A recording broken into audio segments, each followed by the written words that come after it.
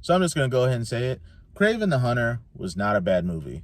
And I know it's par for the course to crap on anything that's not the Avengers or Iron Man or Spider-Man, but I think that this movie had a lot of good things to offer.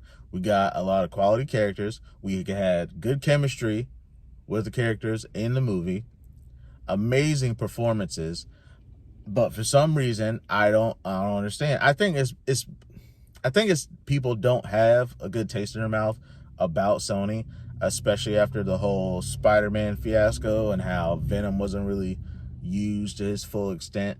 But when it comes to Kraven, I think they had a good grounded movie, and people didn't like it because it didn't have all the flashiness of the past anti-hero films. There were no symbiotes, there were no time portals, no heat vision, phasing through objects or metal arms. It was just a guy who could talk to animals and jump really far and run really fast. That's essentially what Kraven does. He didn't even use guns.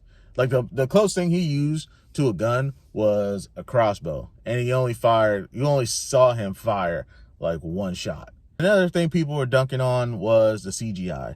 Okay, CGI, even in the big, phase 2, 3 Marvel movies, whatever you want to call them, they weren't the best. There's always going to be at some point, sometime, where the illusion is broken and something moves where it's not supposed to, or it's not in the right position, or it's shimmies. I mean, look at Deadpool. In that big, close to, I guess you call it, final fight scene where they're fighting all the other Deadpools, you have Deadpool Wolverine jump out the back of a bus, and Hugh Jackman's, I guess, 3D stand-in is just standing there doing this while Deadpool's doing his dynamic motions. Like, there's always going to be something that's not perfect. And as far as the violence goes, first and foremost, look at the name. Kraven the Hunter. Kraven is a hunter. He's not the merc with the mouth. He's not, the Iron Man. Like, Kraven, his thoughts, like, if you know anything about Kraven as a character, his thoughts are, all right, the hunt. This is what I do. The hunt. Track the prey, kill the prey, track the next prey, kill the prey. That's what he does. He's not one for jokes. He's not one for satire. He's not one for clowning around. That's just who the character is. Now, I get that they're trying to give these villains, I guess, a sort of positive spin, because if you don't know, Kraven, like in the story, like of the comics, he's a villain. As far as I know, always been a villain. But now they're like, oh, he's an anti-hero. And he had the whole family dynamic. That part wasn't perfect to me. It could have been done better.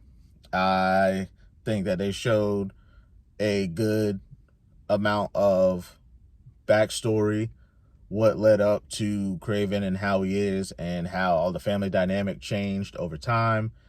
And I think that you got to see a good part of, the dynamic of the father and his personality, which Russell Crowe, I feel, did amazing.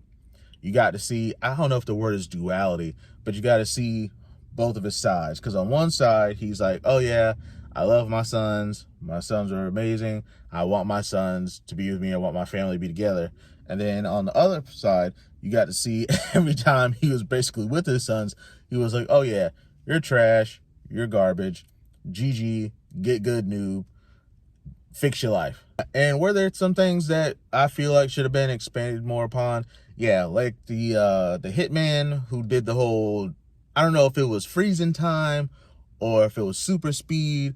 It was something with his eyes, and he would count, and I guess he had a certain time between whenever he looked at somebody to do whatever it is that he was going to do. They never really expanded upon that. I guess that's some sort of Easter egg. The Rhino, people are digging on the Rhino because they don't like that he looked like an actual rhino. And people, I guess, wanted him to look more like the Rhino from The Amazing Spider-Man 2. There's a guy who underwent, I guess you could say, a mutant transformation, and now he can literally just transform into a rhino. It took a different tack, which I didn't bind. actually, because I think it was pretty cool for him to have the bag, and I guess with the solution to where he could take off and sort of like transform at will. And then they even tie that into the final fight scene. I'm not going to give too many spoilers, but I guess most people aren't going to go see it anyway, so what does it matter? As far as whatever medieval cocktail he was given at the beginning of the movie, well, towards the beginning of the movie, that made him the super hunter that he is, I wish they would have expanded more upon that. I guess that's another Easter egg with Kraven. I can't really remember all of the details because as much as I like Kraven, I didn't go and refresh myself before watching the movie. Long story short, I think it was a good movie. It had good character development. The characters had good chemistry. You had good backstory. You got a very good look at the abilities of Kraven and the Rhino, and you even got to see the Chameleon and whoever that flashy flash time stepping guy was. Not everything is going to be space travel, space battles, or, you know, missiles and lasers. I think that people should get used again to more of the basic superheroes where they're not doing anything super crazy. They keep their feet on the ground. And no matter what people say, I personally think that you should go watch it. I'm not saying it's going to be the best movie in the world, but I think it deserves a fair chance. But that's all for me. I'll catch you guys in the next one. Peace.